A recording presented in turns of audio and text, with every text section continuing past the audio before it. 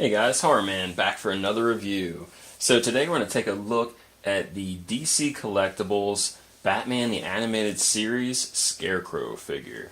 So just taking a look at the packaging here, it's just going to go in line with what we've seen already.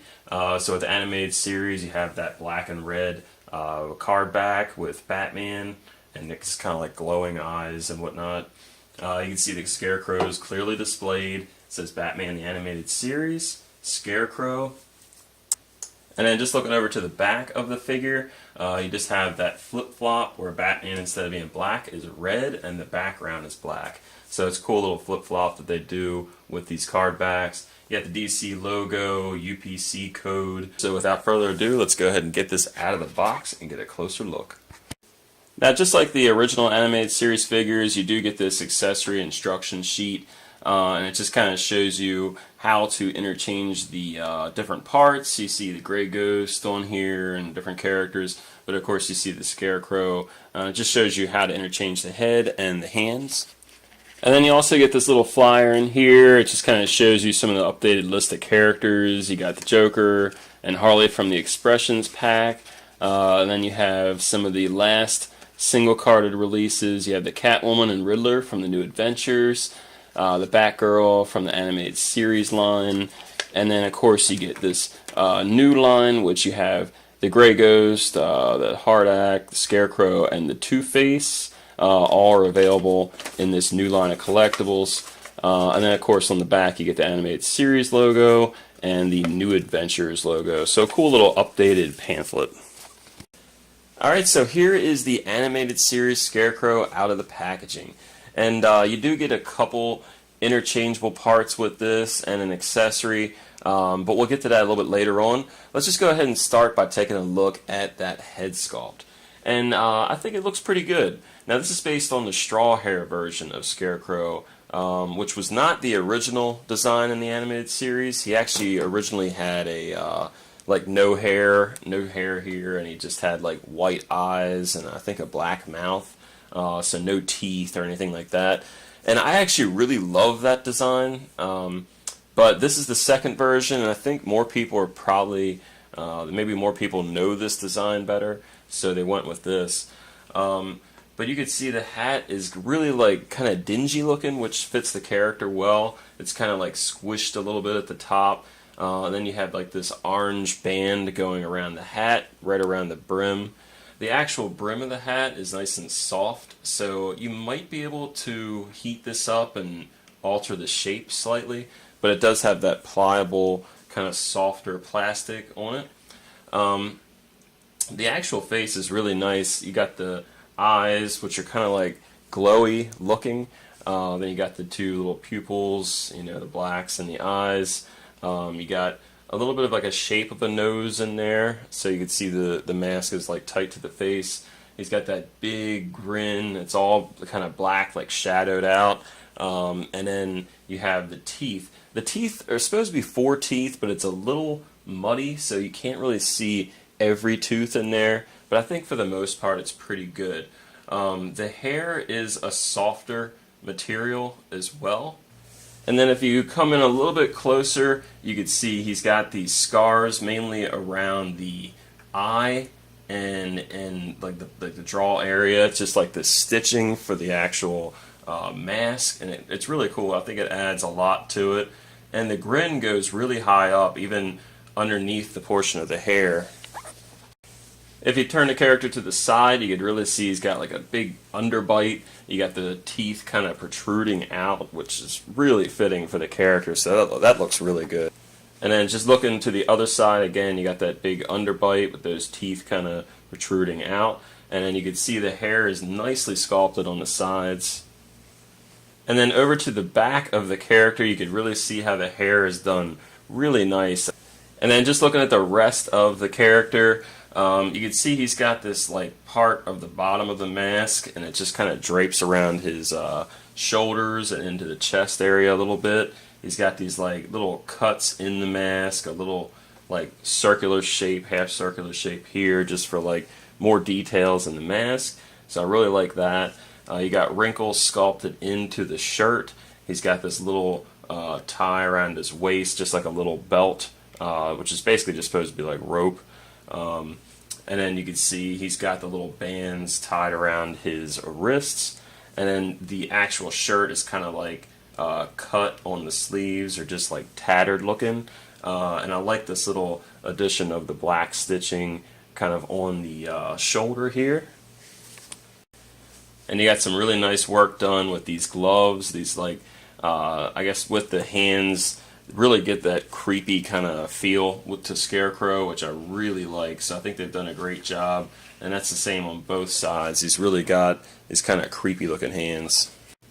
Over to the back of the figure, you can again see that really good sculpting going on in the back. You can see the wrinkles there. Not much other cuts in the mask on the back, but you can kind of see his arms, and the sleeves of the shirt kind of get baggier toward the end. So that looks pretty good. And then just zooming into the legs here, you do get some really good details, again with that stitching. You can see it in that right leg. And then it does have just these standard looking kind of tan shoes. You can see the bottom of the pants is nice and tattered. And then again, he has those little ties around the bottom of his pants, just like he did with the shirt. So overall, some really good details in that sculpt. So one of the nice improvements with this animated series line has been articulation, which is really cool. It's one of those things we really have, we've kind of struggled to get with the other animated series figures, like with breakages and things like that. So it's kind of reassuring that they've kind of put some more effort into remastering this. So in terms of the head, you do get some decent range. You could probably turn it all the way around if you wanted to. You get a little bit of tilt down, just enough. He can look up a little bit, but really not much at all. You get a little bit of head tilt action. The neck peg is actually a little weird on this, I must say. That's the one gripe I have about this. It's really a little tough to get this neck working right. You can go about that far out with the arms, and then you can go all the way down with the arm. He doesn't have double hinge on the elbows, but he can go pretty far back. And then you also have the wrist articulation, which is nice. And then you get a little bit of a swivel on the wrist, so he can get some pretty good range with those arms. Yeah, so pretty good there. With the waist, you can turn left and right, so decent. You get about that far out with the legs, and then he can kick about that far, and then he can kick back about that far. You do get double jointed knees, which is really cool. And then as far as the feet, you do get the left and right, but you really don't get, you get a little bit of down, a little bit of up. Doesn't look like there's any ankle rocker. So a good articulation all around. It's definitely an improvement from what we've seen, but not perfect. But I'm pretty happy with it. He's a little tough to stand, but he will stand. So in terms of accessories for the Scarecrow, you're really not going to get a lot here. Just starting with the interchangeable parts, you do get the unmasked Dr. Crane head sculpt, and I really like this. It definitely looked the same pretty much throughout the animated series. It wasn't until the New Adventures that he really changed a lot, but I do like this head sculpt. I think they've done a pretty good job of making that look just like Jonathan Crane. Just looks fantastic. But that is the only head sculpt you get with it. I would have really loved to have that original head sculpt from Nothing to Fear, which was basically the first appearance of animated series Scarecrow. And that was basically the mask without all the straw hair and a very basic looking face. I think that would have been perfect, but we don't get that, unfortunately. You also get a set of hands to go along with the hands that come with the figure. The one hands that I actually interchanged already are the more open hands, and those are the ones we've looked at throughout the review so far. The other hands are basically just going to be a fisted hand, and it's got no grip, it's just plain fist. And then the other hand you get is to hold his weapon, which we'll get to in a second. And again, you can see it's got those creepy type of fingers, just that gloves that he wears. And the last accessory you get, which is really the only accessory you get for Scarecrow, is his trusty scythe or sickle, however you say it. Basically looks like a Grim Reaper weapon. And it's done pretty cool, man. It's just a silver blade, but you can see there's like little chips in the actual blade, so it kind of, again, gives it that kind of, you know, used or tattered type of look to it. You can see there's a dip toward the top of the blade, and then on the handle you just get this little part that he can hold it. Now, interchanging the hands isn't too bad, but they are kind of stuck in there pretty good, so you're going to have to get a fairly good grip on this to take the hand out. And once you get that interchangeable hand on there, he can hold the weapon pretty well. Now, to interchange the head, it's actually pretty easy on this figure. You just have a little hole in the bottom of the neck. So you're just going to go ahead and pop this head off. And you really don't need a ton of grip, and you can just see that standard ball peg in there. And once you pop the head on there, you can see you have that kind of creepy Dr. Crane head sculpt. And man, I really like this head sculpt. I think it's just so cool. Now, one thing to note is on the neck itself, it might be a little hard to see, but they gave him like an Adam's apple. So if you can rotate it just right, you can actually get the Adam's apple lined up pretty good. So yeah, he looks pretty good. I almost wish we could have got like a sack mask for him to hold on to, like he just finished doing his thing or he's getting ready to get geared up. So I think that would have been a really cool accessory. But you know, overall, I just think they've done a really nice job with this unmasked head sculpt. So for the first comparison, here he is next to a couple other Batman the Animated Series figures made by DC Collectibles. You have the Harley Quinn and the Batman. And overall, I think they scale really good. You can see Harley is really little, and Batman's just a little bit bigger than Scarecrow. It kind of makes him more intimidating. So overall, I'm pretty happy. And here he is next to the New Adventures of Batman Robin version of Scarecrow, and you could really see the differences in these figures. Now, this figure is also made by DC Collectibles, but he really has that Scooby-Doo villain vibe to him. He just looks more like a monster than a person in a mask. And it's cool for that version, but I'm just so happy they made this animated series version because you could see how much different they really are from each other. But in terms of height, he only stands a little bit taller than the animated series version, but his shoulders and his overall body are much bigger.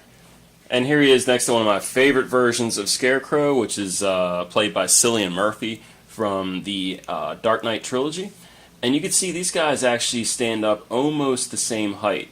The Mafex Scarecrow is just a little bit taller, but overall it's just really cool to see these two next to each other. And here he is next to a couple other Scarecrow figures. You have the DC Collectibles Arkham Asylum version, and then you have this really old, Mattel made this, I believe. It's the DC Universe Classic Scarecrow, and for a long time this was the answer to the animated series Scarecrow in my collection. And he just really had that look of that nothing to fear Scarecrow, so for a long time it was just a really cool figure. But yeah, I mean, overall it looked pretty cool next to each other. I think the scale's pretty good for the most part, but this DC Collectibles series tends to go toward that 6 to 7 inch scale, so they're a little bit taller. And here he is next to the NECA Toys Teenage Mutant Ninja Turtles 1987 cartoon version of Raphael. And NECA tends to do 7 inch scale line of figures, but their cartoon version and their Mirage Toys versions are both more 6 inch scale, so these actually fit in pretty well together. And for the last comparison, just for fun, we have a couple more sack head mask wearing characters. You have Tiny from the Devil's Rejects and Jason from the Friday the 13th 2009 remake. Now this is not the ultimate version, by the way. It's just the old one I have. But yeah, it's pretty cool to see these guys wearing very similar masks. Alright, so that's my review of the DC Collectibles Batman the Animated Series Scarecrow. And for the most part, I'm really happy with this figure. The accessories are a little light.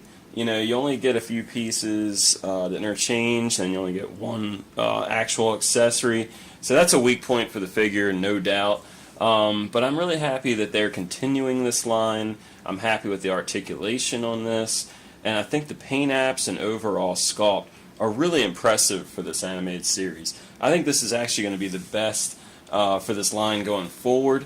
Like I said, my only really complaint is the accessories. I just feel like you could have got a little bit more for him. I added this pumpkin. It's just from an old Sam from Trick or Treat figure made by NECA. So there is some cool accessories from your collection if you like horror and things like that you can add to him, particularly pumpkins and anything of that nature.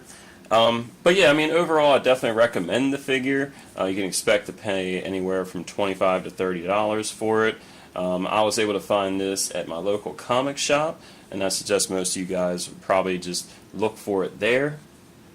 But overall, yeah, I mean, it's a pretty good figure. So thanks for watching my review. Please subscribe, please like the video, leave a comment or question if you have one. And if you're into horror or Batman or the darker side of collecting, I definitely recommend checking out some of my other videos. I will have some more coming soon. And until next time, guys, see ya.